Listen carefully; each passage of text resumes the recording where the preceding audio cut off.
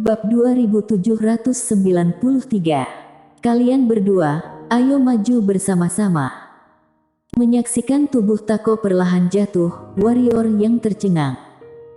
Dari sudut matanya, dua garis cairan merah darah perlahan meluap. Tako. Adegan dari masa lalu terus muncul di benak warrior yang. Nama aku Tako, ketua klan Ras Roh. Klan aku sudah mati, apa gunanya aku terus hidup? Pergilah, tinggalkan alam semesta kelas atas. Siapa yang berani menyentuhnya? Omong kosong, aku itu kakakmu. Warrior yang mengepalkan tangannya erat-erat dan seluruh tubuhnya gemetar. Di depannya, wanita bergaun polos terkekeh, jika kamu sangat peduli dengan hidup dan mati, kamu akan diperbudak oleh hidup dan mati, kamu. Nenek moyangmu. Warrior yang tiba-tiba meraung dan dia menebas ke arah wanita bergaun polos dengan pedang di kedua tangannya. Domain pedang hidup dan mati ditambah pedang hidup dan mati. Warrior yang menggunakan seluruh kekuatannya dalam serangan ini. Wanita bergaun polos mengangkat tangannya dengan pedang untuk memblokir. Warrior yang terbang mundur ribuan kaki dengan pedangnya. Pada saat ini, Denskiki tiba-tiba muncul di atas kepala wanita bergaun polos dan Denskiki menyunggingkan senyuman kejam. Lalu pada saat berikutnya, dia membuat segel ringan dengan tangan kirinya ke bawah. Dia bisa melakukan 3 trik. Ini adalah yang terakhir. Hancurkan Valen. Itu adalah namanya sendiri. Saat telapak tangan Denskiki jatuh, ruang di bawahnya mulai runtuh dan hancur lapis demi lapis. Itu adalah penghancuran yang sebenarnya, bahkan materi gelap di ruang angkasa pun juga dimusnahkan. Wanita bergaun polos itu tanpa ekspresi, mengangkat tangannya dan menikamnya ke atas dengan pedang. Pedang ini langsung mengenai telapak tangan kiri Denskiki. Dalam seketika, seluruh tangan kiri Denskiki meledak secara langsung. Namun, wanita bergaun polos itu juga terbanting ke tanah dan jatuh ratusan meter jauhnya. Pada saat yang sama, kekuatan mengerikan terus berjatuhan dari langit. Di bawah, wanita bergaun polos menggelengkan kepalanya sedikit. Kekuatannya cukup ekstrim, tapi sayangnya, itu masih belum cukup. Suara itu jatuh, dia dengan lembut menyapu dengan pedangnya. Kekuatan di atas kepalanya mulai runtuh dan musnah. Denskiki hendak bergerak, warrior yang tiba-tiba muncul di hadapannya. Denskiki memandang warrior yang, "Nak, kamu tidak mungkin juga meminta aku untuk pergi, bukan?" Warrior yang hendak berbicara, tapi Denskiki sudah terlebih dahulu berkata dengan lembut, "Bodoh." Dia ingin menghancurkan kebenaran yang ada di dalam hatinya dan ini mencakup segalanya, termasuk kita yang termasuk dalam jajaran taunya. Menghancurkan kebenaran, menghancurkan makhluk hidup. Warrior yang tiba-tiba bergumam seolah kehilangan jiwanya, 50 kebenaran, 49 Tianyan, dia sudah terbebas dari kebenaran dan akan menghancurkan kebenarannya. Salah, salah, salah, salah. Di udara, warrior yang hampir mengaum. Denskiki berbisik, "Bocah kecil, jangan dipaksa, lakukan yang terbaik, bahkan jika pada akhirnya mati, tapi yang penting kita sudah melakukan yang terbaik." Setelah mengatakan itu, dia datang ke depan Valen dan dia melirik tubuh Tako, yang telah jatuh ke bawah tanah. Senyum tipis muncul di sudut mulutnya, "Kakak yang baik, aku akan pergi denganmu." Begitu suara itu jatuh, tubuhnya tiba-tiba membengkak. Saat berikutnya, tubuhnya meledak secara langsung dan kekuatan yang kuat bergegas mendatangi wanita bergaun polos seperti badai. Wanita bergaun polos melangkah mundur lagi dan lagi.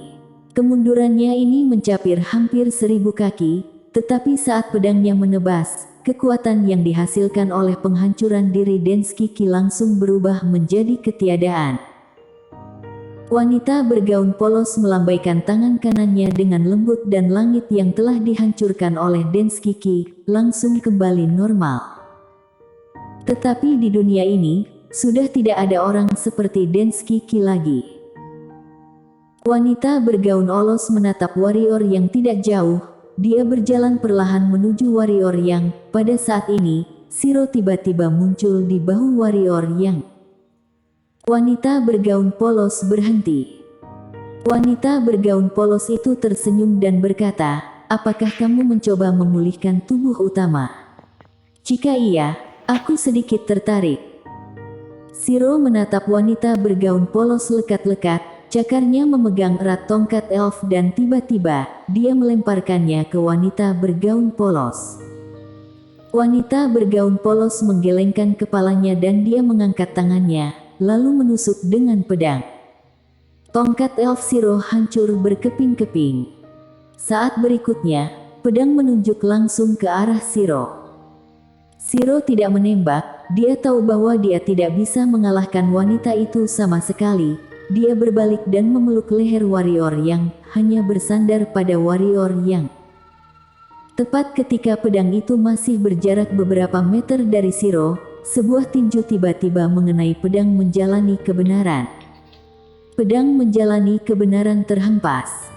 Shiro menoleh dan di depannya berdiri seorang gadis kecil dengan sepasang tanduk hitam panjang di atas kepalanya.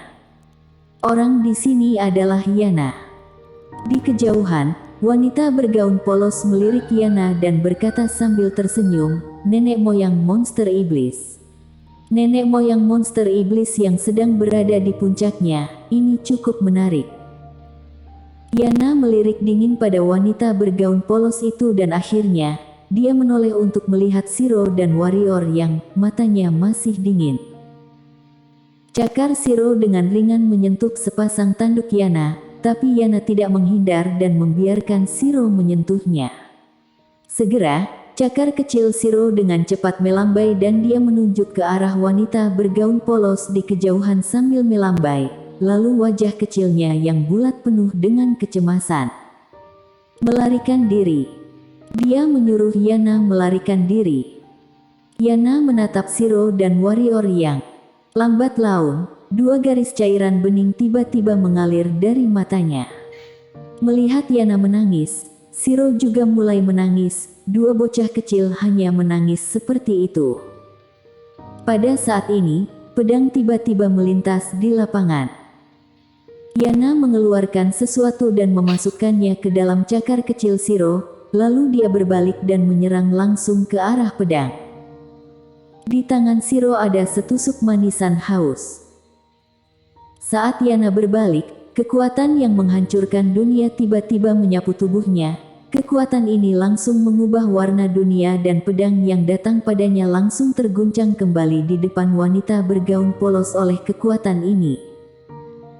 Wanita bergaun polos itu mengulurkan tangannya dan pedang menjalani kebenaran jatuh dengan kuat di tangannya. Lalu pada saat ini, Yana sudah meninjunya.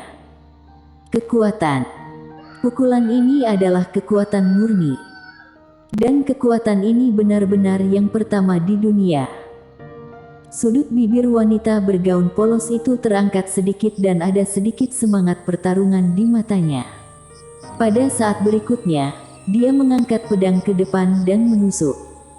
Sentuhan tinju dan pedang pun membuat dunia bergetar.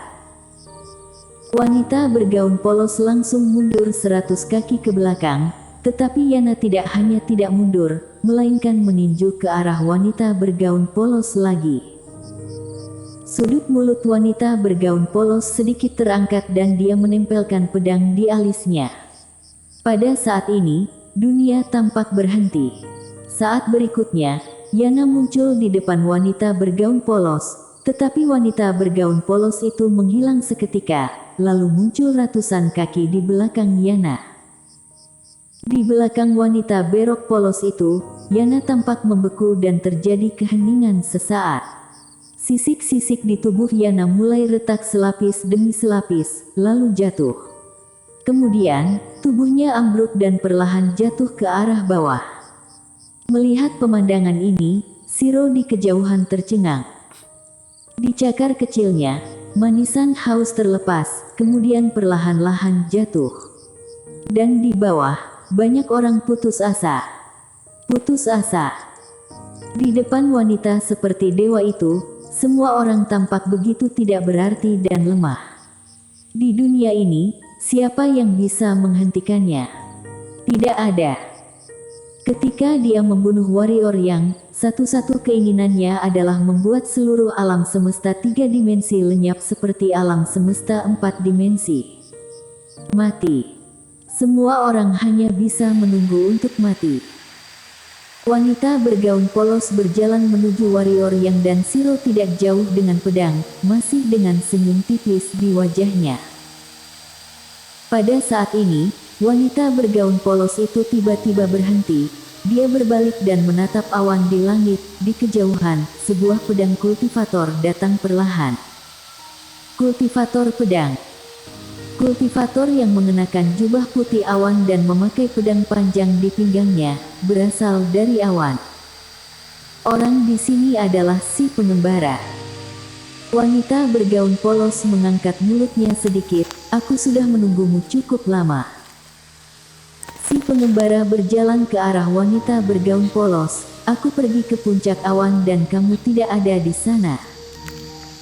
Wanita bergaun polos itu tersenyum dan berkata, aku baru saja turun, aku lupa memberitahumu. Si pengembara mengangguk, tidak apa-apa.